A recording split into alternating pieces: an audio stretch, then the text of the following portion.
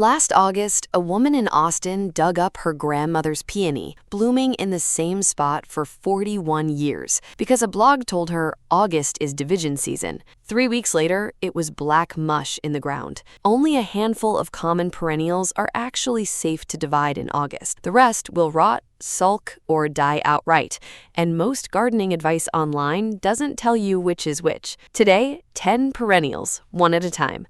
Only 3 are safe to divide right now.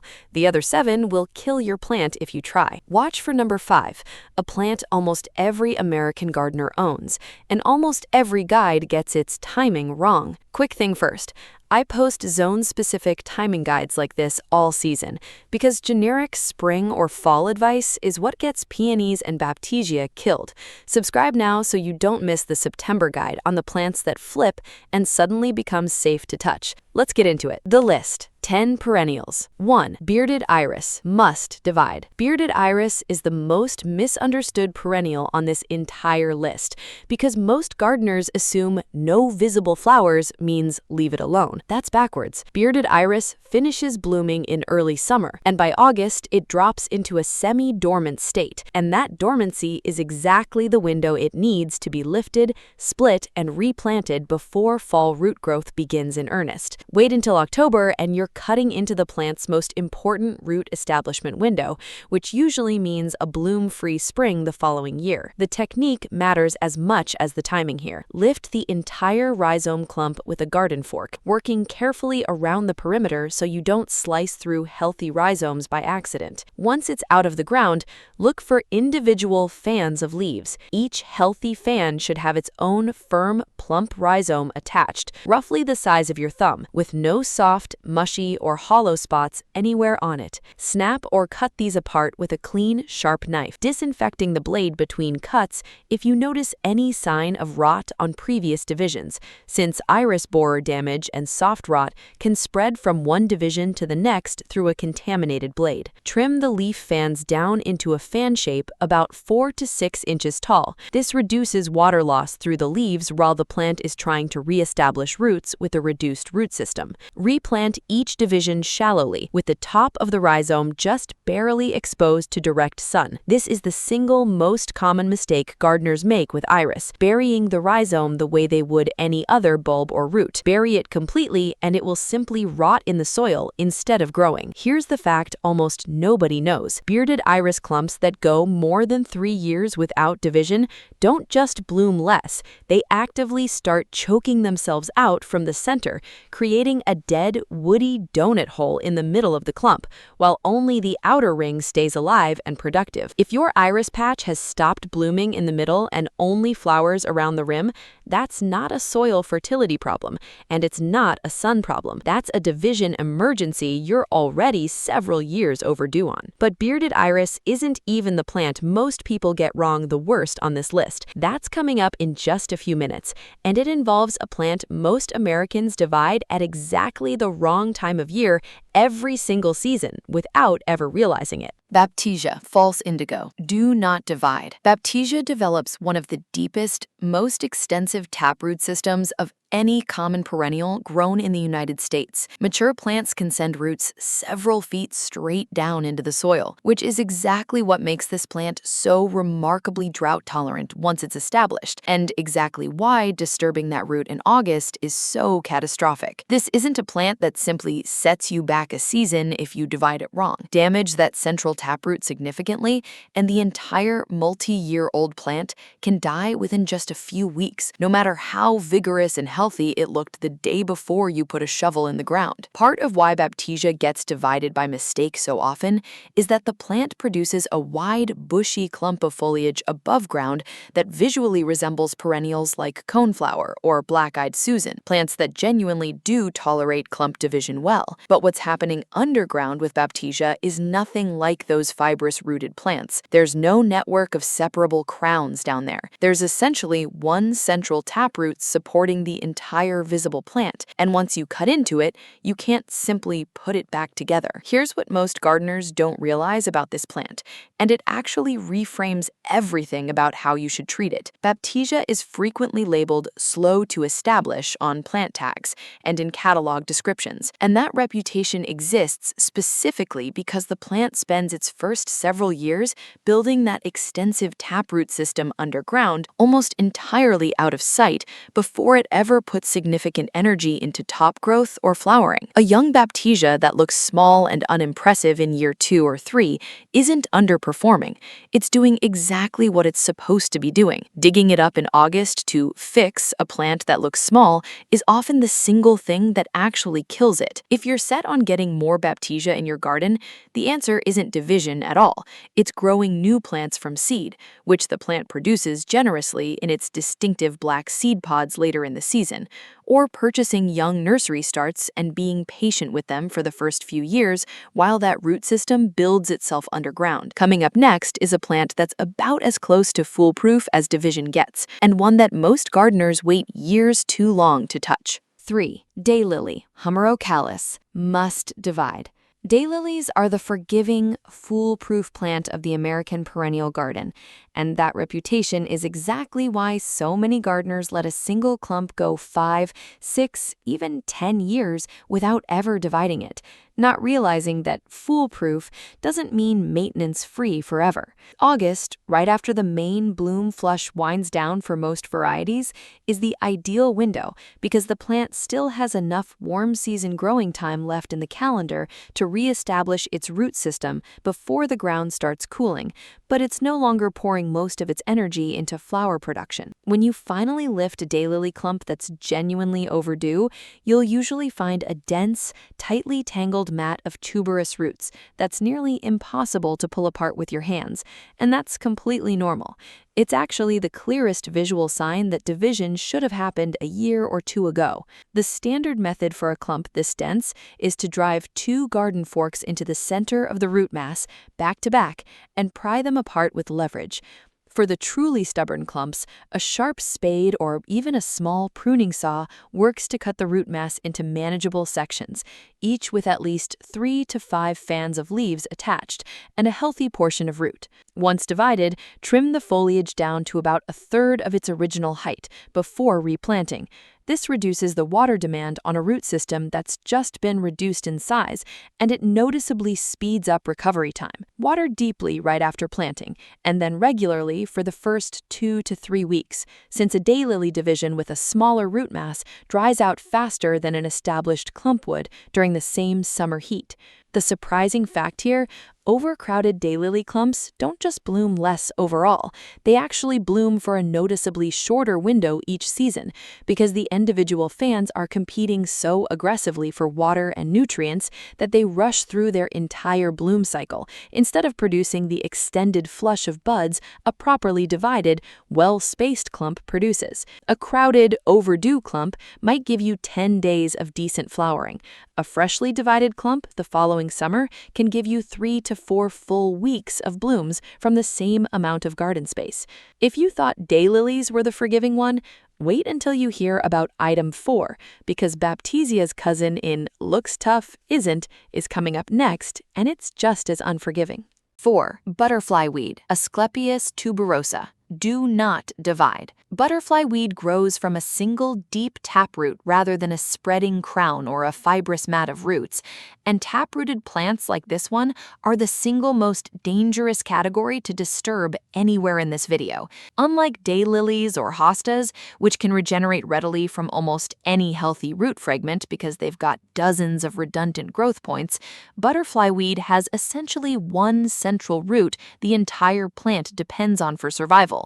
And cutting or seriously damaging that root in the peak heat of August, while the plant is already under natural summer drought stress, is close to a guaranteed death sentence.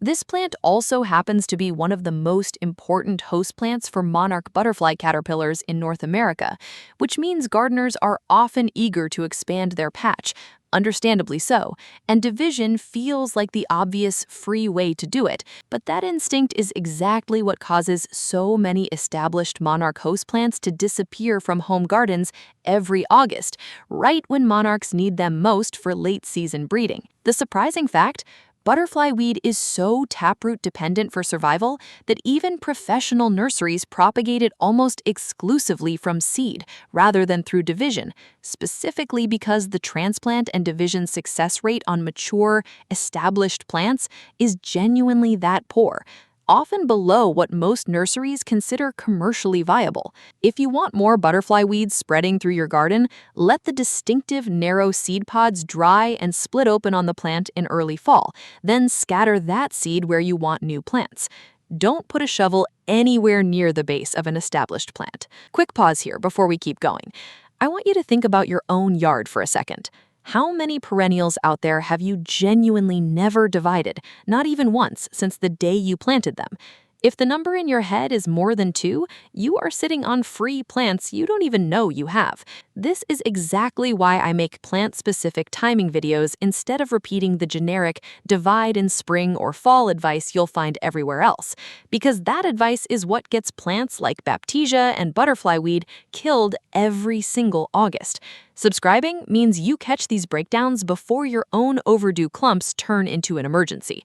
All right, back to the list. Lavender. Do not divide. Lavender shows up on generic perennial division lists constantly, and it is wrong every single time it appears there.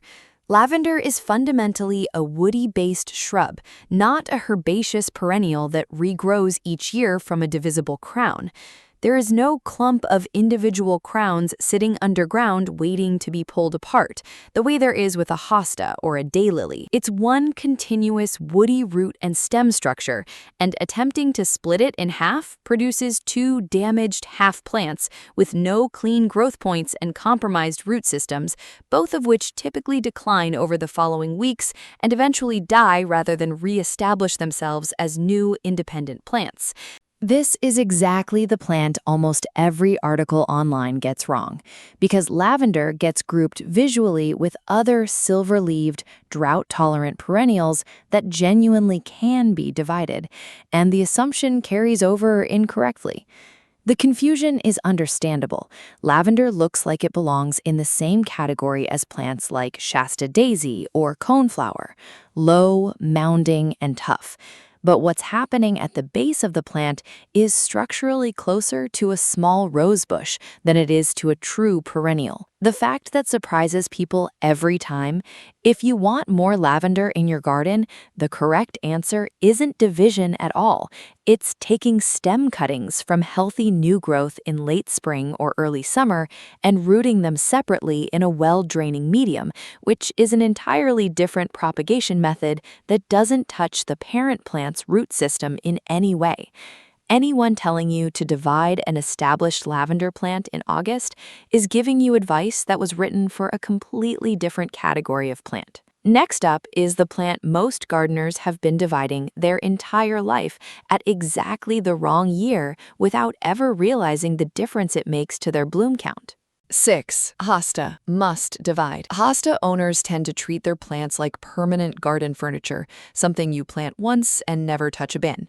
But a hosta clump left undivided for 6+ years develops the exact same center die-out problem we talked about with bearded iris. It's just hidden underneath the leaves instead of being visible from directly above. August, once the worst of the summer heat has broken slightly, but before fall root growth season truly begins, is a strong window, because hostas recover from root disturbance quickly when soil moisture is reliably available, which it usually isn't during the peak dead heat of July in most of the country. You don't necessarily need to lift the whole plant to divide a mature hosta. For an established clump, you can use a sharp, flat spade to slice a clean wedge directly out of the side of the plant while it's still in the ground, root and all, and simply replant that wedge somewhere new. The parent plant heals from the wound within the same season and division continues growing without missing a beat. For a full division of the entire clump, lift the whole crown out with a garden fork, then hose off the soil thoroughly so you can actually see the individual eyes, the pointed growth buds at the base of the leaves, and cut cleanly between clusters of eyes with a sharp knife, aiming for at least 2 to 3 eyes per division. After dividing, water the new sections in immediately and thoroughly, and keep an eye on them for wilting over the first week. Some temporary leaf droop is completely normal and doesn't mean the division failed, it's simply the reduced root system catching up to the leaf surface area above ground. Full recovery typically takes 2 to 3 weeks before new growth becomes visible. Here's what genuinely surprises people. Hosta health and vigor is almost entirely determined by how many eyes each division gets, far more than by the size of the root ball itself.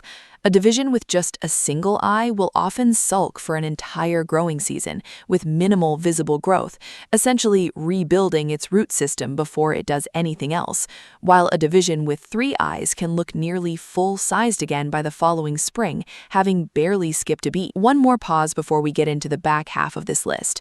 Which of these plants have you been walking past in your own garden all summer, quietly telling yourself, "I'll deal with that eventually"?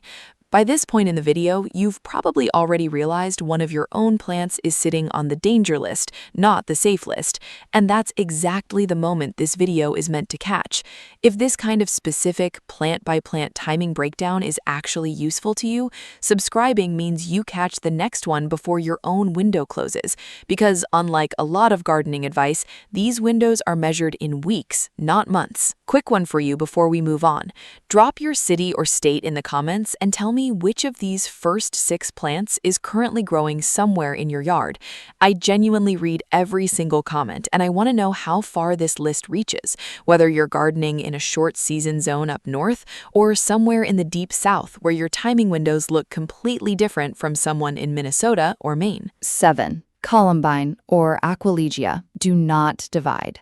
Columbine combines 2 separate risk factors that make August division especially dangerous, and understanding both of them explains why this plant belongs firmly on the leave it alone side of the list. First, it has a taproot system similar in structure to Baptisia, meaning there's no network of separable crowns underground to work with. Second, Columbine is also naturally a short-lived perennial to begin with, often surviving only 2 to 4 years in a garden bed, even under close to ideal growing conditions. Dividing a plant this inherently fragile, on a root system this unforgiving of disturbance, during the added stress of summer heat, essentially stacks every risk factor in this video on top of one single plant at the same time. Gardeners often reach for division on Columbine specifically because established colonies can start to look sparse or patchy after a few years, and the instinct is to dig up what's there and spread it around. But that instinct completely misunderstands how this particular plant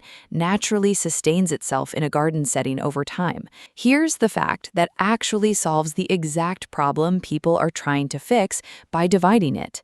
Columbine self-seeds prolifically once established, and healthy colonies maintain and even expand themselves year after year through volunteer seedlings that pop up naturally around the parent plants, without any division ever being necessary. If your Columbine patch is looking thin or patchy, the real fix is leaving the spent flower heads standing in place through the fall so they can fully mature and drop seed, not digging up the parent plants and trying to relocate them. 8. Coneflower, Echinacea, must divide. Here's the plant most gardeners get wrong their entire lives. Not because they never bother to divide their coneflower, but because almost everyone who does divide it does so at exactly the wrong time of year and doesn't realize the real difference it makes to their bloom count. Most people who split their Echinacea do it in spring, right alongside everything else in the garden during that busy season. But coneflower is actually a considerably stronger candidate for August division, specifically because splitting it in spring interrupts the plant right as it's gearing up for its primary summer bloom push. costing you a meaningful chunk of that season's flowers. Divide it in August instead, once blooming has mostly wound down for the year, and the plant redirects all of that saved energy directly into rebuilding its root system instead of into flowers it's going to lose anyway from the disturbance. To divide, lift the clump with a garden fork and look closely at the crown structure. Coneflower produces distinct individual rosettes of growth clustered around a central point, and each rosette that has its own root attachment underneath it can become a completely separate, viable plant on its own. Use a sharp, clean knife to separate these rosettes rather than tearing them apart by hand, since clean cuts heal faster and resist rot noticeably better than ragged, torn edges do. And that matters here, specifically, because echinacea crowns are considerably more rot-prone in damp August soil than this plant's tough, drought-hardy reputation would suggest. The fact that surprises people every single time, coneflower is naturally a shorter-lived perennial, and most gardeners assume based on its reputation. Many popular varieties decline noticeably after just 3 to 4 years without division. And dividing it isn't only about generating free plants for other parts of the garden. It's genuinely the difference between echinacea that comes back reliably for a decade or more versus echinacea that quietly thins out and disappears from a garden bed by year 4 or 5, with most gardeners simply assuming it didn't come back, rather than ever realizing it needed to be divided. Next up is a plant with a taproot problem almost identical to Baptisia's, except this one is famous for a completely different reason that trips up new gardeners every single spring. 9. Balloon flower. Do not divide. Balloon flower's most defining underground feature is a thick, fleshy taproot that stores the majority of the plant's energy reserves for the following growing season, and this is also a plant that's already notoriously slow to reestablish itself even when it's transplanted or divided under genuinely ideal spring conditions with cool soil and consistent moisture. Attempting a division during the heat and drought stress of August essentially guarantees the plant won't have enough stored reserves left over to recover fully before its natural fall dormancy sets in. And the most common outcome is a division that simply fails to emerge at all the following spring. The surprising fact about this one, balloon flower is actually famous among experienced gardeners for a completely different reason that's closely related to this same underlying issue. It emerges so late in spring, often several weeks after almost everything else in the garden bed has already leafed out, that new gardeners frequently assume the plant died sometime over the winter and dig up the empty-looking spot to replace it, only for the balloon flower to finally sprout weeks later in exactly that same location. That same late, cautious emergence pattern in spring reflects a plant with genuinely very little tolerance for root disturbance at any point in its growing cycle, let alone during the added stress of peak summer heat in August. Russian sage. Do not divide. Russian sage looks herbaceous at first glance. It dies back to something close to ground level each winter, and the soft top growth looks exactly like the kind of plant you could divide the same way you would a hosta or a daylily. But underneath that soft top growth, Russian sage has a genuinely woody crown and root structure that's structurally much closer to a small flowering shrub than it is to a true herbaceous perennial. Cutting into that woody base in August, while the plant is also in the middle of its long summer bloom cycle, disrupts vascular tissue in the crown that simply doesn't regenerate the way a soft, fibrous perennial crown would after the exact same kind of cut. This particular mix-up happens constantly because Russian sage gets planted right alongside genuinely divisible perennials like sedum and coneflower in the same sunny, drought-tolerant garden beds, and it visually blends in as one of the tough ones you can split whenever. The silvery foliage and airy purple flower spikes give absolutely no visual clue that there's a woody shrub structure hiding at the base until you actually dig down and try to work with it. Here's the fact that surprises people the most. The correct way to propagate Russian sage isn't division at all. It's the exact same method as lavender: softwood or semi-hardwood stem cuttings taken from vigorous new growth earlier in the season, rooted separately in a well-draining medium. Two woody-based, silver-leaved, drought-tolerant perennials that are constant garden bed neighbors, and yet two completely different rulebooks underground, and dividing either one is a mistake built entirely on the visual assumption that it looks like the other perennials around it means it actually behaves like them beneath the soil. Before we wrap this one up, tell me in the comments which of these 10 plants surprised you the most. Was it one of the 3 you should actually be dividing right now that you've been ignoring for years, or one of the 7 leave-it-alone plants that you nearly dug up yourself sometime this week before watching this video? I read every single comment, and honestly, this is what shapes which plants I cover in future videos. Here's the pattern that connects everything we just went through, and it's the one real takeaway I want you to leave with today. The calendar was never the actual rule. Divide perennials in spring or fall is advice written for the average plant, and almost nothing sitting in your garden right now is actually the average plant. What determines whether August is safe or dangerous has nothing to do with the date on the calendar and everything to do with what's happening underground, completely out of sight.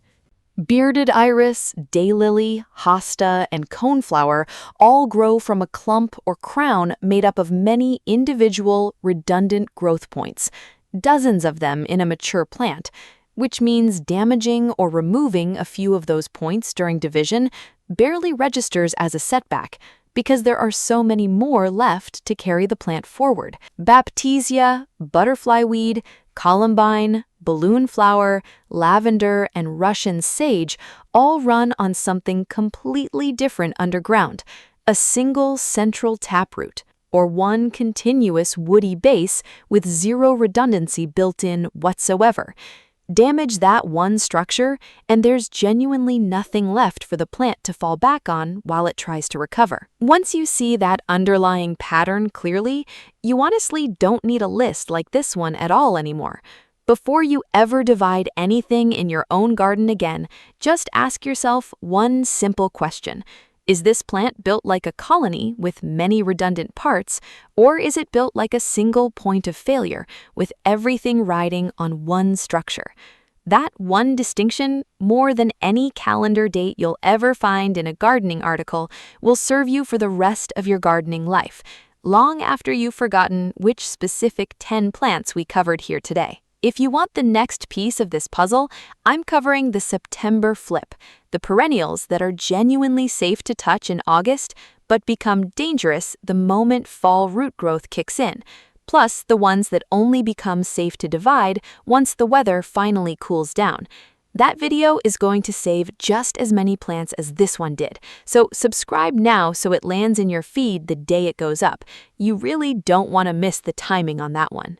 Thanks for spending 25 minutes of your gardening season with me today. Go check on your iris, your daylilies, your hosta, and your coneflower, and leave that baptisia exactly where it is. I'll see you in the next one.